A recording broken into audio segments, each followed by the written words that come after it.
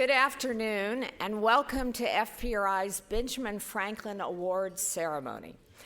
The Benjamin Franklin Award for Public Service is bestowed each year to an American whose service as a statesman, sage, or scholar best exemplifies the ideals of Benjamin Franklin and the United States of America.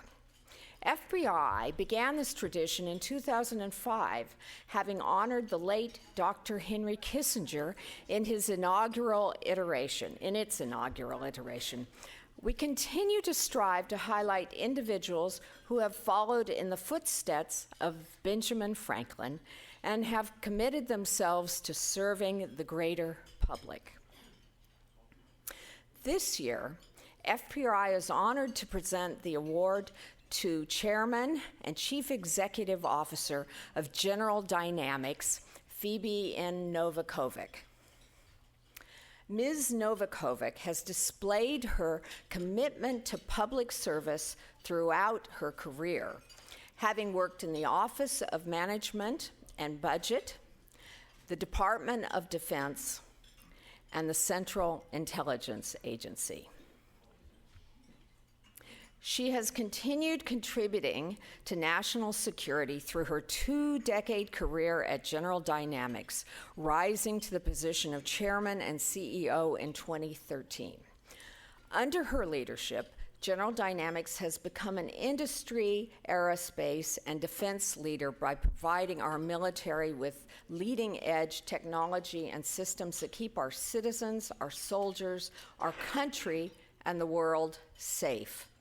To put it simply, she is a true American patriot. And any introduction of Phebe Novakovic would be incomplete without also mentioning her parents, her mother, Phebe, who is here with us today, and her father, Michael, who was a member of our Board of Trustees. And they were both very enthusiastic supporters of FPRI for many years. I would kindly ask, if you're able, to stand with me as we present this award to Ms. Novakovic.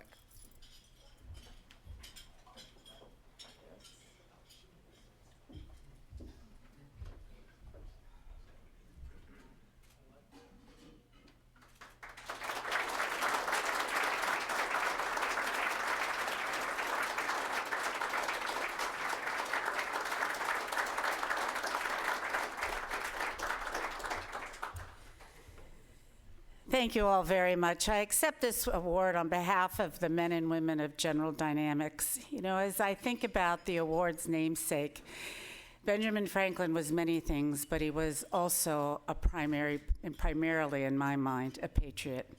And that's particularly apt for my company because we firmly believe, and it's our culture and in our DNA, America first, everything else second.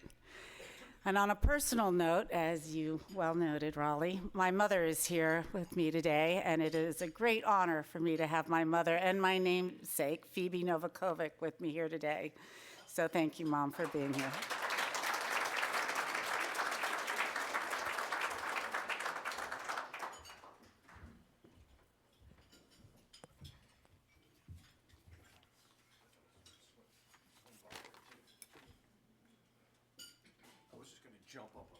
Okay.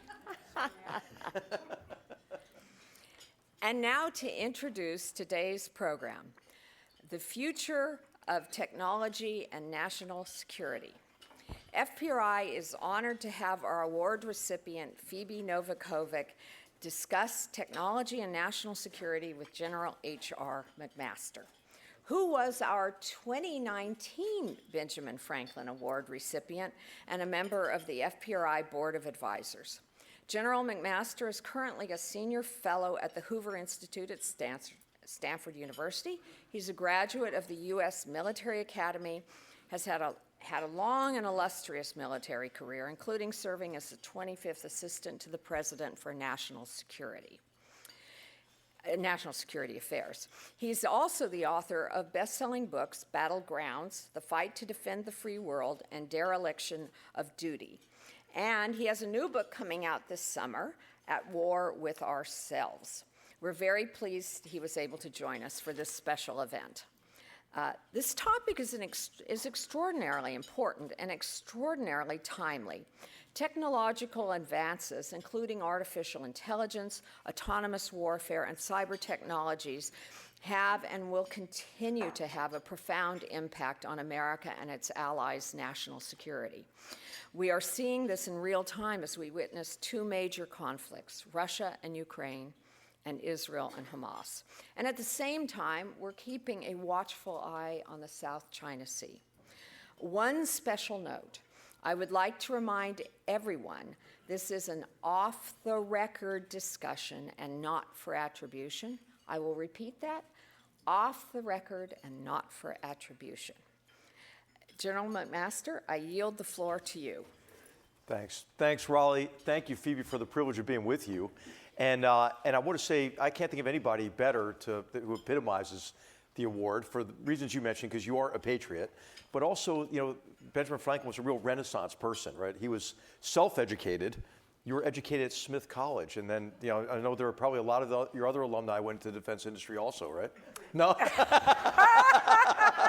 None of them did. I'm sure none of them did. Well, in that regard, I am a unicorn. But across your career in so many critical positions in government, OMB, which I think you really understand from that vantage point, how the government runs, in the Department of Defense, as an intelligence officer, your service to the nation and what you're doing now is deeply appreciated by this armor officer. As I found myself in the desert of Iraq in, thank goodness, an Abrams tank, where I felt like I was the Terminator, I mean, we could kill everything and nothing could kill us because of what we got from General Dynamics. And of course, we don't keep those technological advantages, those overmatches. And I would like to talk to you first about what you do to help ensure our differential advantage militarily from a technological perspective, and how you see the technological competition today with rivals, adversaries, and potential enemies. So let me talk a little bit, at least, about how my company approaches technology. And I think you'll find that most of the other big defense primes do something very similarly. We are not, in my mind, appropriately or really capable of being technology incubators, leading edge technology development. We do some of that. But I think it is our role as primes and integrators to survey the United States, whether it's through academia, small business, large businesses, and look for technologies that we believe could appropriately meet the mission of our customers. And then in the perfect world, we say to our customer, we understand your mission, you've given us your requirements, here's the panoply of technology options that you can afford from kind of a Chinese menu of things that you can order from at various price points. And let's decide together primarily what it is that you need. And so we set up technology hubs, and I'll give you the perfect example of that, the Abrams. The Abrams main battle tank, which, by the way, I love this tank. It is a powerful weapon. You see that Abrams coming, and the United States is serious. So I'm pretty passionate about the tank. And I was talking to General earlier, and unabashed apologist for America's Army. America's Army wins our wars, make no mistake about it. In the history of man, the way to win is boots on the ground. We live in territory, so you ultimately have to man territory. But even the tank that you took to war in Iraq is very different than the tank that we have today. And the reason is because we developed a technology hub in Sterling Heights, Michigan, which is the headquarters for our tank business. And we survey the United States for small businesses, a lot out of academia, and sometimes mom and pop shops, little startup companies, to see the kind of the technologies that are available to us. And then we have a very disciplined and very agile process for assessing those technologies. So the Abrams tank of today looks nothing like it does on the outside, looks similar to what you fought in my generation, we fought, but it's very different from today's tank. And the next tank that we now have designed and is hopefully going to go into production soon is all digitized. So it's a completely new world order. And that does not happen unless U.S. defense companies believe in their customer. because often we have to invest before the need, and there's a risk in that, so we can make mistakes. I think we've bet right. But if you are any shareholders, we'll see. I'm a big shareholder in General Dynamics, so I'm pretty sure we bet right. Just to continue on this theme of technology and interaction with potential enemies and adversaries, right? There's never going to be a silver bullet capability. You at General Dynamics are working on really giving us the dominant capabilities on land, but also the subsurface capabilities that we need to defend our nation, including our strategic forces. And I was just wondering what technologies trouble you in terms of seeing countermeasures evolving, and what opportunities do you see with the integration of new technologies? Digital technologies associated, I'm sure, with artificial intelligence type, target classification and big data analytics and being able to do more analysis at the edge. But what other technologies are you focused on as the technologies you want to integrate into the next generation of weapon systems and capabilities? So the one thing we know for sure is we cannot predict the future. So I'm a big believer in maintaining your agility and being sufficiently, and what is agility? It means quick, fast decision making in the moment. So we kind of try to hedge our bets as much as possible, maintain the optimal amount of optionality so that we don't have to lock ourselves into a particular technology. But when I survey at least what we see today, I think generative AI, machine learning, and quantum are potential game changers. And what I am certain of is that while we can see some of the opportunities, there are also risks. In the digital age, we were all very quick to see all sorts of opportunities, and I'll just take the internet for example, and we failed to see, the evil spawn in my mind of the internet, social media, which has the potential to destroy, if we're not careful, the elements of much of our democracy. So I think we have to go into these new technologies with a very jaundiced eye. And so with respect to machine learning and AI, we have gone slowly and very purposefully, because I think in some places they can be incredibly helpful to us. Like on the we are a heavy manufacturing company, engineering, design, and manufacturing. I think they can be design tools if properly used, and I think they can help us on the shop floor. And certainly, quantum can change the world in a very, very, and I have now exhausted what I know about quantum physics and quantum mechanics. I'll tell you that right now. But I do understand that it can change the nature of warfare. So we're looking at all of these kinds of technologies, and also ones that are a little more, I think, pedestrian, but equally important. We need a breakthrough in materials technology. Yeah. We go back to my tank or even the submarines. What you need, if you think about it, nature produces almost the perfect material in the spider web. It's very light, and for pound, it's not pound for pound, it's milliounce for milliounce, the strongest material that we know. We can't produce that in mass, but what if we could? Everything would be lighter, faster, cheaper, potentially, over time. So we need a breakthrough in materials.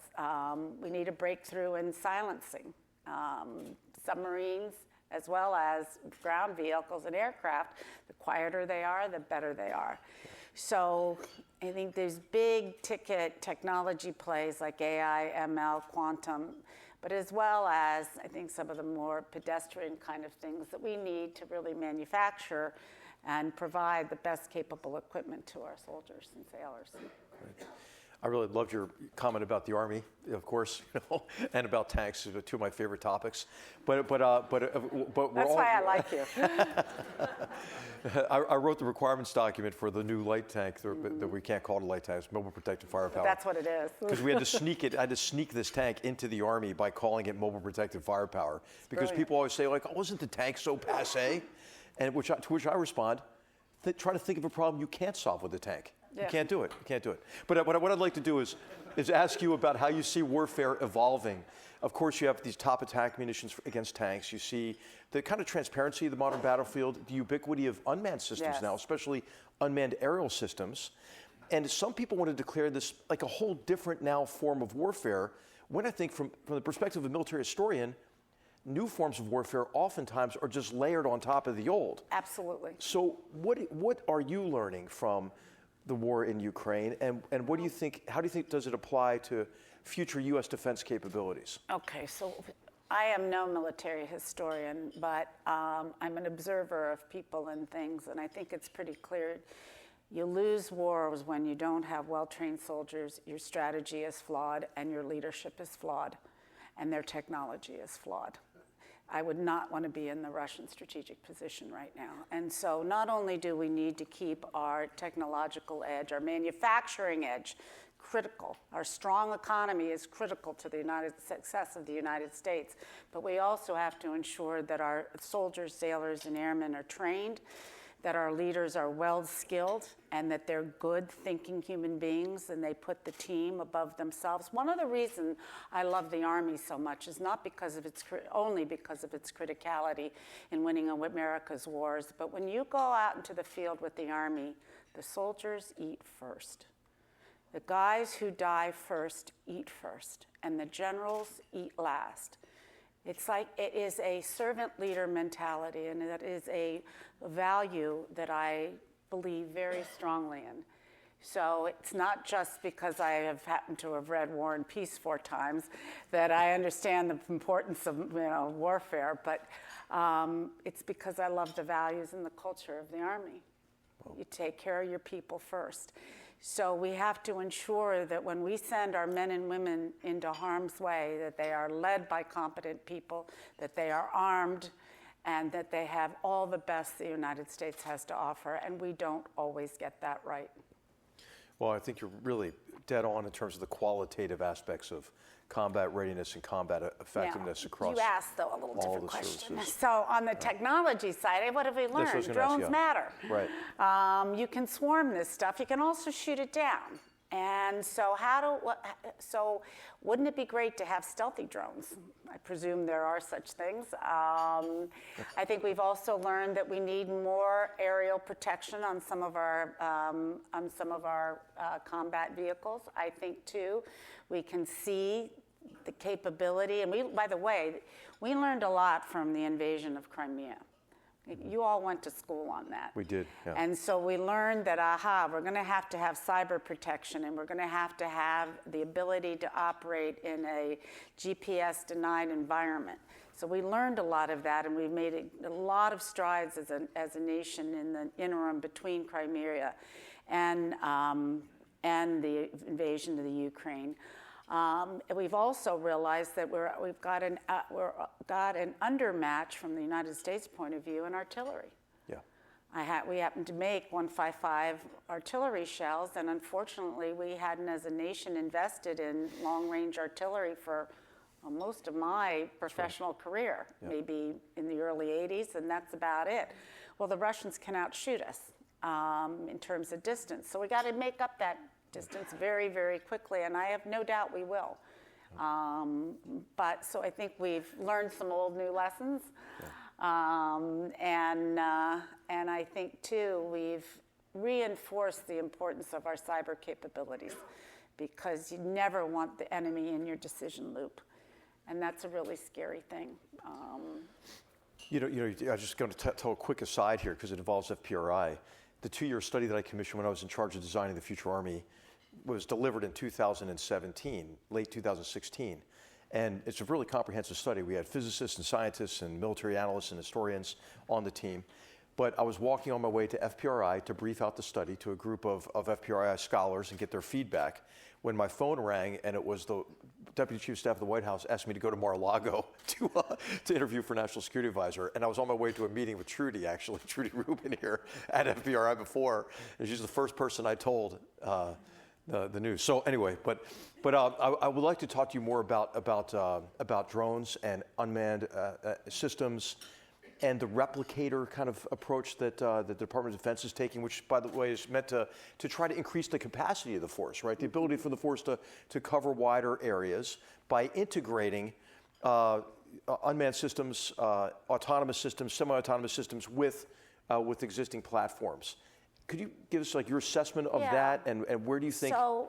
So autonomy in the air and under the sea is easier than on the land. What you need to operate autonomously, and anybody who has a Tesla or a quote self-driving vehicle, I happen to have one, and I really like it, but nonetheless, you need to have perfect maps of the ground and the terrain. And when you don't, it's kind of a problem. But we've gotten better and better and better at that. So the technology is there, and we have developed it, and we've deployed it largely on small platforms that either can be used, and the program of record, the biggest program the Army has right now in autonomy is simply, it looks like a large wagon. And it's about the size of this platform dais. And you can stick any kind of payload on it. Mm-hmm. And you can operate it remotely, either by tether, long tether, or just electronically remotely. And there you can load it up with weapon systems. You can load it up with intel capabilities. And you can expand. First of all, it's safer for our people. It's cheaper. You lose it, you lose it. You got to learn to blow it up. You have to be able to blow these things up before they end up in enemy hands. So you have to have a self-destruct mechanism on them. You just can't detonate it at the wrong time, for obvious reasons. Well, things happen. I can just see Private Jones saying, what does that button do? Yeah, boom. Yeah, bad button. Bad button. Well, you know, soldiers, so, right. So we're pretty excited about that. I still think it's critically important to have a man in the loop for any of the strategies or tactical decision making. You never want to, in my mind, delegate that to a machine, because the moral consequences of that, I think, are significant. Right.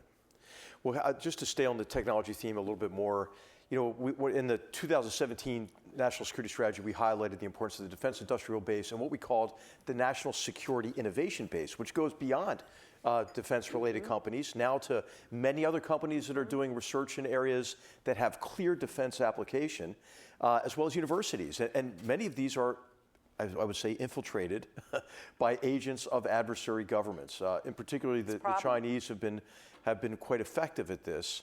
How do we secure our national security innovation base? What is your perspective from a company that has been doing enterprise hardening against us for a long time? Others have not. Yeah, so I'm a child of the Cold War, and in some ways I never left the Cold War. So we are very careful with whom we do business, even in our little incubator labs. So without getting too specific, we're mindful that there are adversaries and emissaries of adversaries who may look like, you know, sheep, but they're actually wolves. And so we don't do business there.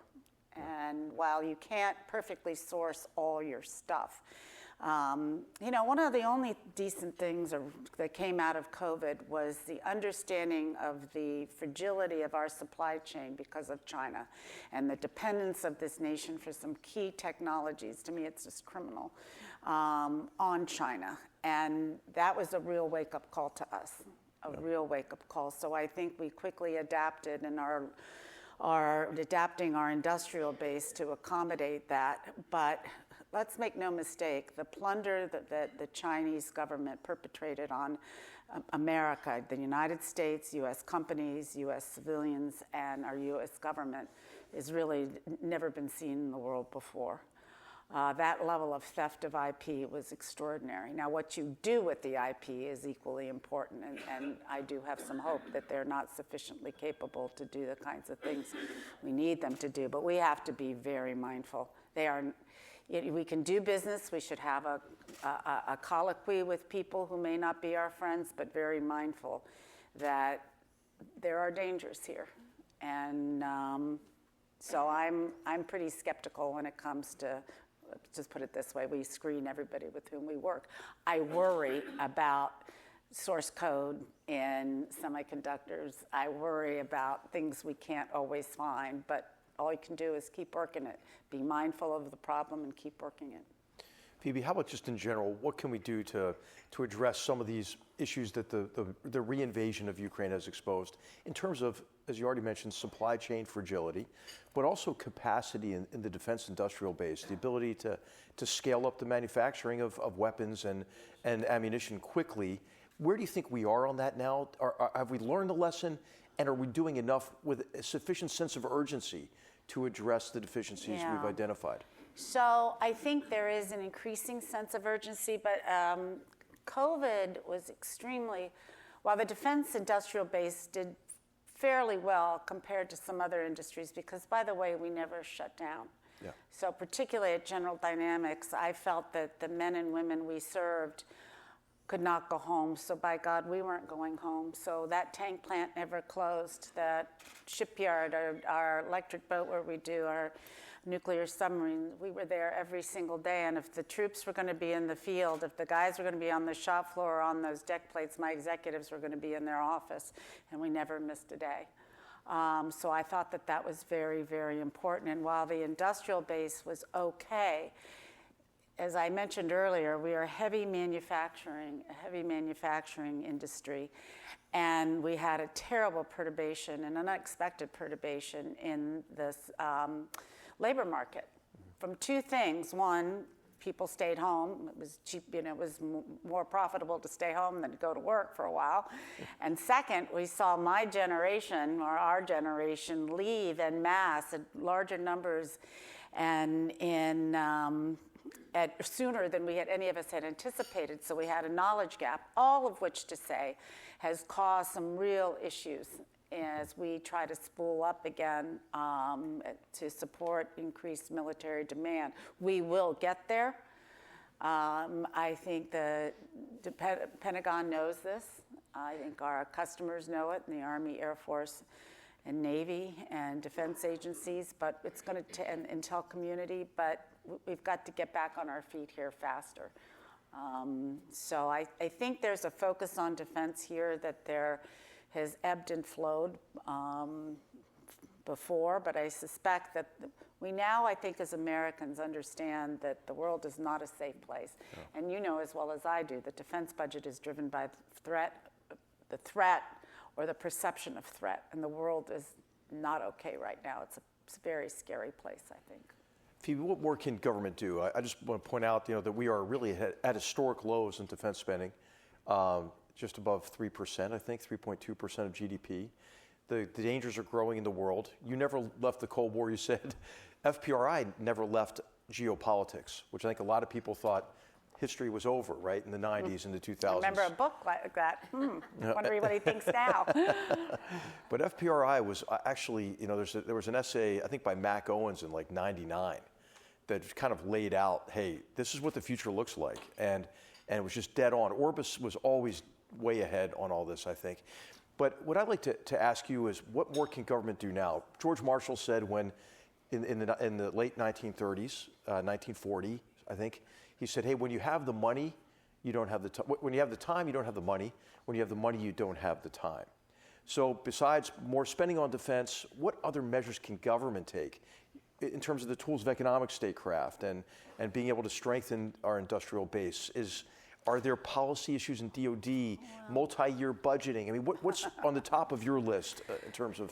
Consistent funding. Consistent funding, yeah. So in the commercial world, you can destroy an industry by having peaks and valleys that are fairly dramatic, that can't be predicted or can't be sufficiently adjusted to. But that's what we deal with all the time in the defense industrial base, inconsistent funding. Submarines are our national competitive advantage right now. It is the place in which we hold the largest single lead over our potential adversaries. And we have to maintain it, but this is the same set of products that was almost eliminated after the Cold War. Cold War relics, we'll never need them again. And the electric boat in particular was on life support. We had something like 25,000 employees, went down to 3,000 in about a 3-year period. And funding for many, many years was highly erratic. So rebuilding the industrial base with consistent funding, if there's one thing we need Congress to do its job, pass the bills to fund our government, And we can argue about whether it's too big or too small. That's a totally separate issue, but we've got to fund the national security establishment. We just have to have consistent funding. And that way you can attract more non-traditional defense players and small business. Small business can't live on the end of a whipsaw. So while we can use our balance sheet to support a lot of small business, only for a while, the customer has got to be there with consistent funding. You live that. Absolutely. It's horrible, and it's gotten worse. So every time they talk about shutting down the government, I mean, we should be embarrassed as a nation. But. And I think it's just important to point out, our defense industry, you're not charitable organizations, right? You need to make a profit for your shareholders, and to do that, to take a risk on opening another manufacturing line, you're going to need that predictable budget. Do you see any willingness to take this on really in a concerted manner? We've all talked about or heard or been in discussions about defense reform and procurement reform and acquisition reform. And there's been just that recent work that's been done, about a year ago, was delivered on what are the practical steps that can be taken. Are you optimistic about really being able to reform based on what's going on in the world and the sense of urgency? And what are the top actions that need to be taken besides predictable budget, which we were just talking about? I have a kind of different view of what the fundamental problem is. Only a rich nation can afford the bureaucracy we have. Yeah. It's true. Yeah. In my mind, the way to get efficient is cut the staffs in half.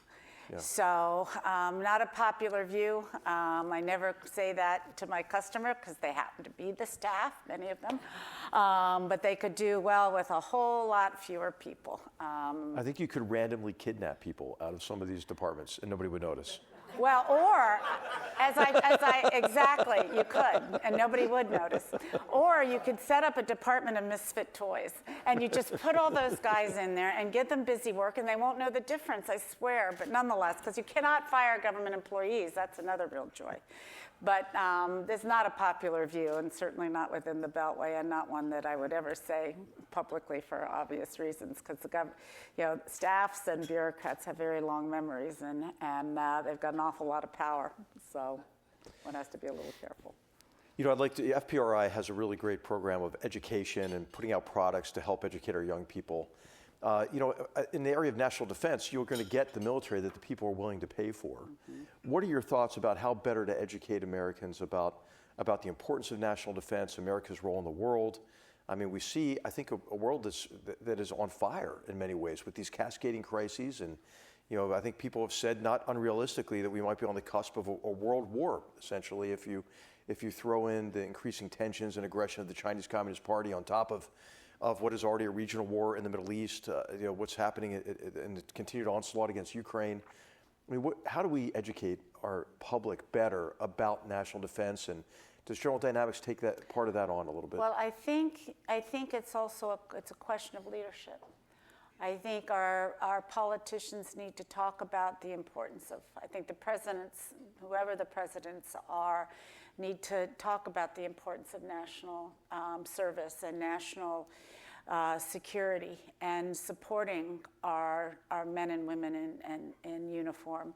I think that's got to be the first step in leading members of Congress. And I think too, I think there's a role for all of us in academia, certainly think tanks, even entertainment.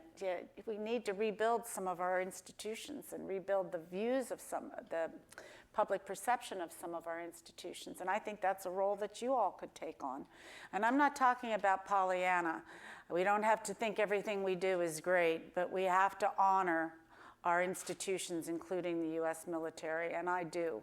So I'm pretty passionate about that. I think one of the beauties of the U.S. military is whenever there's a problem, we hold the mirror up to ourselves and we look at ourselves first and we cure what ails us. But we don't need to be attacked or belittled. And I think while we're not even close to being back in the Vietnam era, which I remember very painfully, in terms of vilifying our military, I think we need to have a lot more concerted effort on, hey, here's what these people do.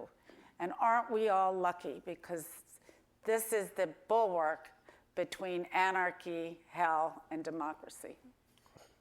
There has been, I think, in recent years across the political spectrum, an effort to drag the military into partisan politics or to use the military. Yeah. And of course, that would compromise our professional military ethic. I think the current administration is pushing onto the military, some philosophies that are destructive to what you mentioned at the outset, cohesion, confidence, and so forth. And what are your biggest concerns about society overall, and how that affects the military's relationship with our society? As we see these pro-Hamas protests, for example, I just think that these are young Americans who I think are relatively ignorant about the world and the situation, and maybe have come up in what you might call a curriculum of self-loathing in our universities. And I'm wondering, if young people don't think their country's worth defending, who the heck's going to defend it? And are you concerned about these sorts of dynamics in our society and as they relate to the military? And what more can we do? Very. And I think we have a generation that's a little more immature than their predecessors. Every older generation says something negative about the younger generation, but this one's really special. So the self-absorption, and as you, I think, quite accurately put it and eloquently put it, it's a self-loathing is, I think, both naive and ignorant. And everything in life is as compared to what? Yes, we have problems, but this is the best form of government the world has ever seen. We need to celebrate it, secure it, fix it when we screw up, and we're really good at that. But we've beaten ourselves and self-flagellated ourselves until the point where we don't even know who we are. That's the stuff that keeps me up at night. That scares me more than anything, because great powers can eat themselves from the inside out. I believe that's the only thing that can destroy America is ourselves. And it frightens me, frankly. And whether you could get out and proselytize, I don't know. But, and you have, it's why I've got, we were talking earlier, I've got 7 grandchildren. I'm going to make sure before I go to my maker that they love this country and they value this country. Otherwise, I will have failed. And I think each and every one of us should do that in our own backyards. So that's my sermonizing for the day. Phoebe, you're a leader of a large organization. How many employees now? About 106,000. 106,000. And you provided that leadership over many years. When I visited, I was really struck by this is in the Michigan plant years ago. I was struck by the kind of sense of teamwork and how engineers from different disciplines come together and collaborate. We kind of need something like that in the country. I'm wondering, I'm not going to ask you to make any political statement here, but what criteria should we use to evaluate presidential candidates? Well, and I'm not going to ask you how they measure up to it, but what kind of leader do we need in the country? Well, the fundamentals for any team are shared values. Mm-hmm. And that's true in my own company. I have what I call as our ethos. It's our fundamental moral character. We adhere to it. It's true in our society. We need to have shared values. And I'm highly critical of America's academy, as they like to call themselves, academia, because they have torn apart any sense of shared values. So we need to rebuild those sense of shared values. And most people do know the difference between right and wrong when you can explain it to them. So I think we need to rebuild that foundation of common set of shared values. We don't teach civics anymore. Why not? That's what we ought to be teaching our children, what it means to be a responsible citizen, a responsible human being. So I think we need to make an awful lot of wholesale changes in how we teach our young, but I think our leaders need to think about others before themselves. I've seen far too many narcissists enter into politics in the last 15 years than I'd ever seen before. I'm trying to think of one. Okay, I'm sorry, go ahead. We can all think of many, I would argue, on both sides of the aisle, Right. Certainly, who put self above others and above country. I find that despicable. And probably, You know, when you see people like that, you know a couple of things. First of all, they're cynical, and second of all, they're fundamentally unhappy human beings. But the damage that they can wrought is nonetheless great. So I think we have to hold ourselves, our families, our communities, and our leaders to higher standards. That's kind of a job of each and every citizen. You know, you mentioned so many important themes to leadership, and one of them is this theme of ethical leadership as well. And I just would like to ask you how you foster that kind of ethical commitment within your organization. I know also your husband's background, you know, who has I think a doctorate in ethics from the Princeton Theological Seminary. Yeah, Princeton Theological Seminary. Mm-hmm. And so I think we need more of a sense of that these days as well, where it seems to me, Phoebe, like we are better connected to one another than ever electronically, but more distant from one another than ever socially and emotionally, largely due to what you mentioned earlier, like maybe social media and its maladies. How can we regain a sense of ethical conduct and a better sense of how we should be treating one another in our society? Well, I think, again, it has to come from leaders, whether that's leaders in our churches, in our political institutions, and again, the family. It all starts in the nucleus of the family, in my humble opinion. But, you know, the way that I think you inculcate organizations with a certain culture is the leaders have to live it. Yeah. So I brought my team together based on really my core values. They're kind of the values with which I was raised by my mother and father, the values I raised my own children, and then the values that govern my behavior in my company. And it's honesty, transparency, trust, and alignment. There is one cardinal sin that is for those Harry Potter fans out there, an unforgivable curse. You lie, you die. And I'm a big believer in public executions, as you know, firing people and making it very known. Why? Because they lied. I will forgive mistakes, but so you have to, as the leader, live those ethical principles. I tell the truth to my people. When I've made a mistake, I say, oh, guys, I really screwed this up. Okay, what are we going to do to fix this? And so it's about being transparent and honest. And so I think it starts with the leaders. They have to live what it is that they preach. And people are smart. They can smell a phony. So again, I think that so much of this starts in our schools and in our homes. We've got to inculcate those younger generations and the values that made this country great. So I think what we'll do is we'll end with something a little bit more personal about family, if you don't mind. I think we're both parents of 3 daughters. Yes. You're one ahead of us in grandchildren. Yes. Mm-hmm. And what can we do with this younger generation to maybe help them transcend what we've seen happen here in terms of the polarization, the anger, the vitriol, the distance from one another? What advice do you have for your fellow parents and grandparents here? I talk to my girls and their husbands an awful lot about this, that they have to teach their children true values. And one of the things I did with my girls was every Memorial Day I took my girls to Arlington Cemetery. And even when they were self-oriented, you know, all teenagers, you know, are self-referential. I'd take them there and I'd say, these are people who died so that you can live in this great country. And I think teaching children early on about our core values is critical. And while my girls have a variety of different political views, they absolutely love this country. And I think that is something that parents have to teach. I come back to what we teach our children, what you all can do. Where people who have a megaphone, you know, one of the many problems with social media, it gives a megaphone to every village idiot. And so we have got to get the village elders out there on the megaphones and say, hey, here's the truth we know. The truth that will set us free. Well, I can't think of a better way to end. Thank you so much. And I can't think of anybody more deserving of this award. And I can't think of anybody who I'd rather follow into battle than you, actually.